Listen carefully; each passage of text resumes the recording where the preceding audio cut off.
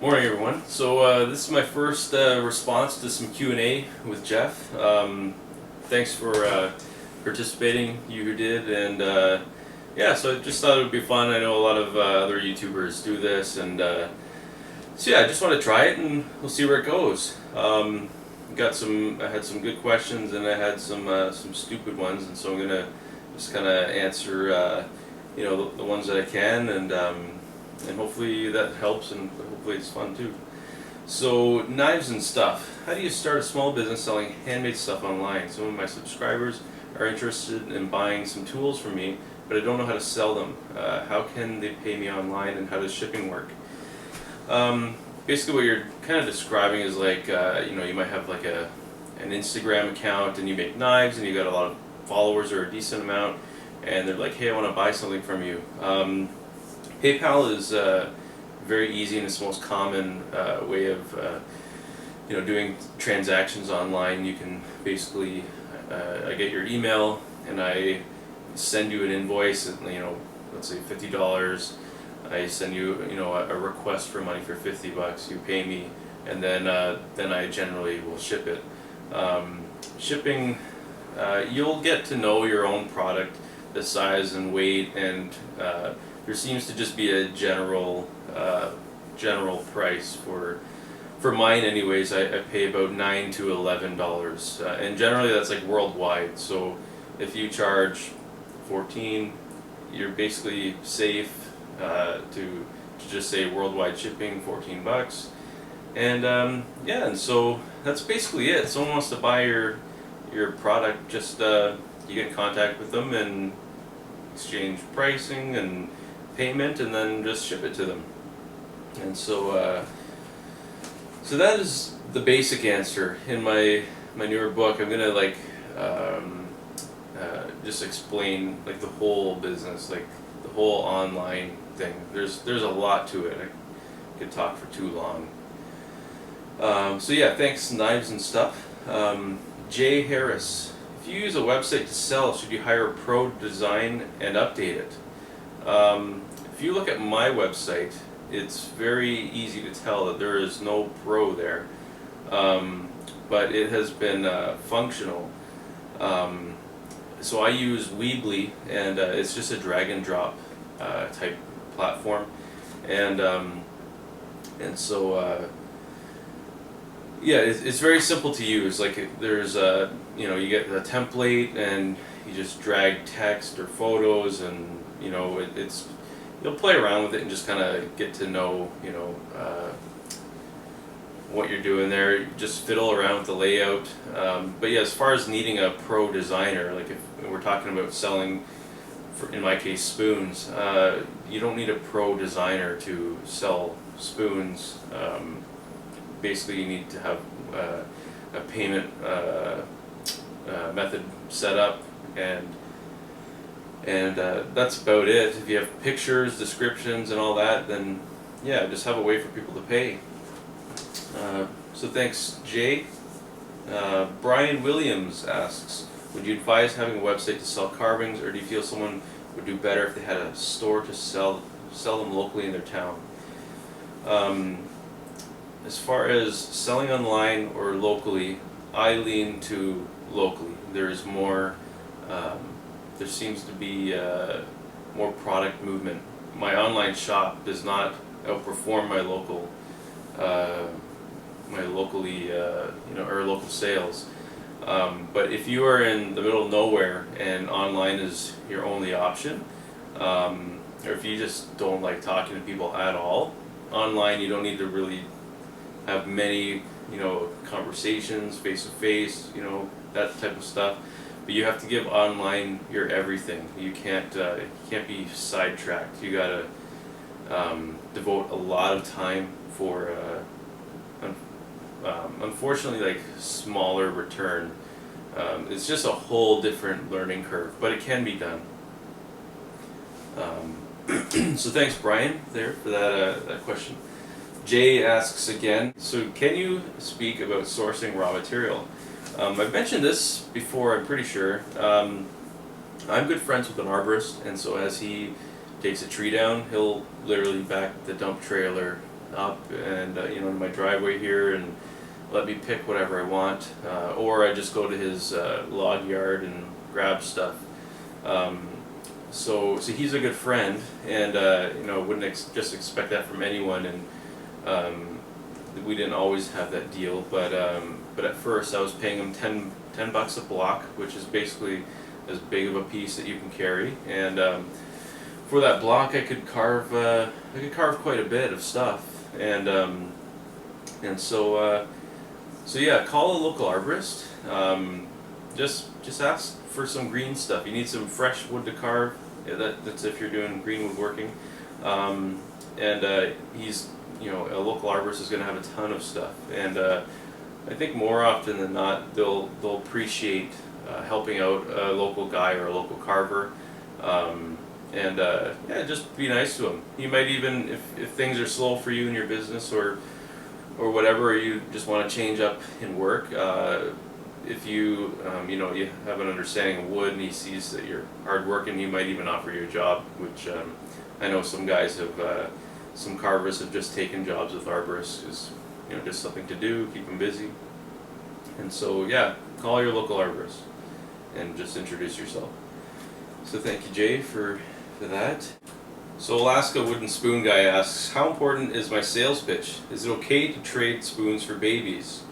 Should I consider buying a wholesale spoon to bolster my sales?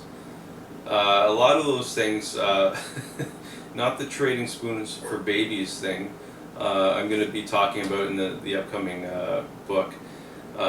Yes, your sales pitch is important if you are selling face-to-face with people. Extremely important. It's not too often that someone just is throwing cash at you and you know, grabbing your product. You have to talk to people, and as the maker, you have a special part to play in the whole experience for the buyer. Should I consider buying a wholesale spoon to bolster my sales? I think he means wholesale spoons, but to bolster your sales. If you are selling too much, and so that is a good problem. Not many people have that problem, but if you're selling too much and you can't keep up, it's a great idea to find a way to support another local business that can make product for you and sell it to you at wholesale. And so then it takes the pressure off of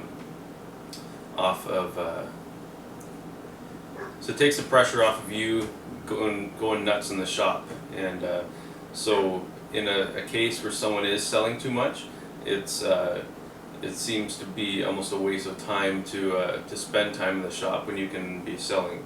I think location is important, and some people might just have a special gift of selling, where selling would be your strength, and maybe creating in the shop might not be a strength per se.